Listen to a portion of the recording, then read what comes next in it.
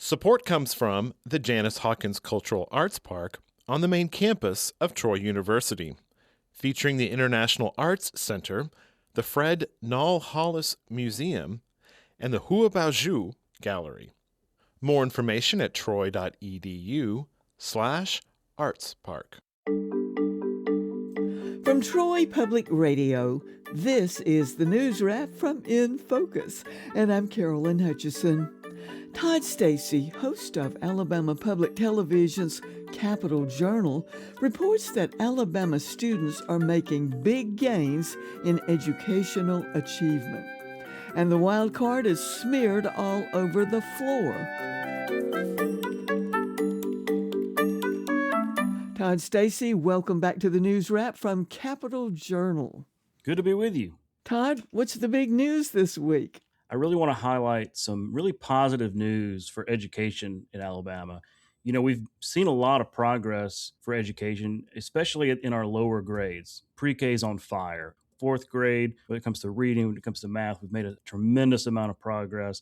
But it's been in the middle school ages, in those grades that they've always struggled. Finally, this week, we've seen some real improvements, in especially math when it comes to science and reading. Eighth grade proficiency in science rose from 41% to 54% in just 1 year. That's amazing. On reading, over the last 3 years, since 2023, eighth grade proficiency has climbed from 50% to 59%. In math, it's gone from 21% to 27%. But to see those numbers move in the right direction, finally, for our middle school kids, is major progress in Alabama. It's a delight to be able to report some good news for education for a change. Well, speaking of education, there was an article in your Alabama Daily News newsletter about the CHOOSE Act. Can you get us up to date on that? Credit Trish Crane with his great reporting. We know that a lot of students and families are taking advantage of CHOOSE Act scholarships, $7,000 that you can go to any school of your choice. But where are those students coming from? We found out that a large percentage, 15,000 at least, of those students are already enrolled in a private school. 11,000 are currently coming from homeschools. They're just using those tax credits to help pay those expenses. And so 44,598 students actually are going from a public school to use that scholarship to go to a different school, escaping perhaps a troubled environment to get to a school of their choice. A lot of times, parents that have already made that choice are using these tax credits to help pay for those expenses. And so it's a new way of thinking about school choice. What this does is increase the educational opportunities of these students. So it is time for a wild card. What do you have? Well, I thought this was pretty wild. It comes from the New York Times. A museum up there was trying to pay tribute to a Dutch artist. I can't pronounce the name.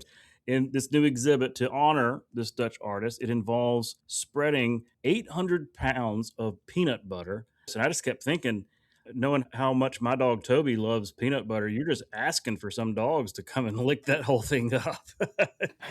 That is a tasty wild card. Absolutely. Who is on Capital Journal coming up at 7:30 tonight, Sunday at noon, and on YouTube?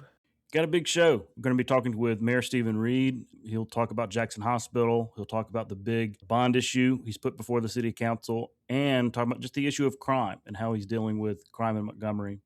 Also going to be talking with State Representative Chris Blackshear about college athletics and the transfer portal NIL situation with legislation moving in Congress. Also going to be talking with Todd Schmidt and Quinn Gresham of the Alabama Shakespeare Festival.